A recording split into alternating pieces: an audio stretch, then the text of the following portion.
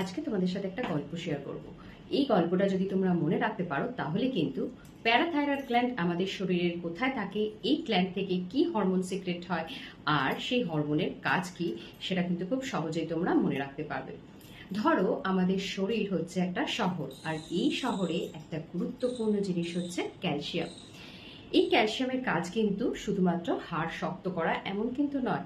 এই ক্যালসিয়ামের কিন্তু আরো অনেক কাজ আছে, যেমন হচ্ছে মাসেল কন্ট্রাকশনে সাহায্য করা, নার্ভ ইম্পালস ট্রান্সমিশনে সাহায্য করা, ব্লাড ক্লটিংয়ে সাহায্য করা, নর্মাল হার্ট বিট মেনটেন করা। ঠিক আছে, তো এত কাজ।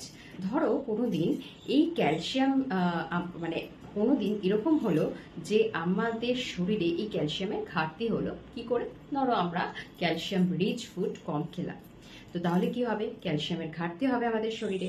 তখন কি হবে? তো আমাদের শরীরে একজন ম্যানেজার বসে থাকে। সেই ম্যানেজারের নাম কি জানো? সেই ম্যানেজার হচ্ছে প্যারাথাইরয়েড গ্ল্যান্ড। এই প্যারাথাইরয়েড গ্ল্যান্ড কোথায় থাকে? থাকে হচ্ছে থাইরয়েড গ্ল্যান্ডের ঠিক অপোজিট, ব্যাক সাইডে। ঠিক আছে, থাইরয়েড গ্ল্যান্ডের পেছনের দিকে থাকে হচ্ছে 4টে প্যারাথাইরয়েড গ্ল্যান্ড। তো প্রত্যেকটা লোবে, থাইরয়েড গ্ল্যান্ডের 2টো লোব থাকে, আর প্রত্যেকটা লোবে 2টো করে তোমার টোটাল 4টে প্যারাথাইরয়েড গ্ল্যান্ড থাকে। তো এই প্যারাথাইরয়েড গ্ল্যান্ড কি করে? তখন যখন সে দেখে যে এই শহরে মানে আমাদের শরীরে রক্তে ক্যালসিয়ামের ঘাটতি হয়েছে, এমার্জেন্সি সিচুয়েশন হয়েছে, তখন সে কি করে? আমাদের একজন এমার্জেন্সি ম্যানেজার হায়ার করে। কি করে? সে তখন প্যারাথাইরয়েড হরমোন সিক্রেট করে। এই প্যারাথাইরয়েড হরমোন হচ্ছে এমার্জেন্সি ম্যানেজার।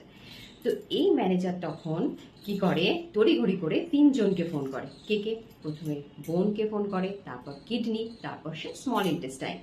তো এই 3জনকে ফোন করে সে কি বলে বলো তো? প্রথমে সে বোনকে ফোন করে বলল যে তুমি কিন্তু তাড়াতাড়ি হাড় থেকে কিছু ক্যালসিয়াম রক্তে বের করে দাও, তোমার কাছে প্রচুর ক্যালসিয়াম জমা থাকে, তুমি কিছু ক্যালসিয়াম রক্তে দিয়ে দাও। ঠিক আছে, হয়ে গেল। এবার সে কাকে ফোন করবে? এবার সে ফোন করবে হচ্ছে কিডনিকে। কিডনিকে ফোন করে বলল তুমি প্রস্রাবের মাধ্যমে কম ক্যালসিয়াম বার করো, এই মুহূর্তে শরীরে ক্যালসিয়ামের ঘাটতি হয়েছে, যতটা সম্ভব ক্যালসিয়াম তুমি ধরে রাখো, তাহলে শরীরে ক্যালসিয়ামের ঘাটতিটা কিছুটা হলেও কম হবে। আর কি করে? এবার সে কিডনিকে বলে তুমি আমি তোমায় সাহায্য করছি, তুমি ভিটামিন ডির অ্যাক্টিভ ফর্ম ক্যালসিট্রায়াল তৈরি করো। ঠিক আছে, তো কিডনি তো ক্যালসিট্রায়াল তৈরি করে দিয়ে দিল। এবার সে ফোন করে হচ্ছে স্মল ইন্টেস্টাইনকে। স্মল ইন্টেস্টাইনকে ফোন করে সে বলে যে আমি তোমার কাছে অ্যাক্টিভ ভিটামিন ডি পাঠাচ্ছি, ক্যালসিট্রায়ালকে পাঠাচ্ছি, তুমি যতটা সম্ভব ক্যালসিয়াম অ্যাবজর্ব করে নাও শরীরে, তাহলে কি হবে? শরীরে ক্যালসিয়ামের ঘাটতি কম হবে। এইভাবে প্যারাথাইরয়েড হরমোন শরীরে বিভিন্ন অঙ্গের সাহায্যে শরীরে ক্যালসিয়ামের ঘাটতি পূরণ করে।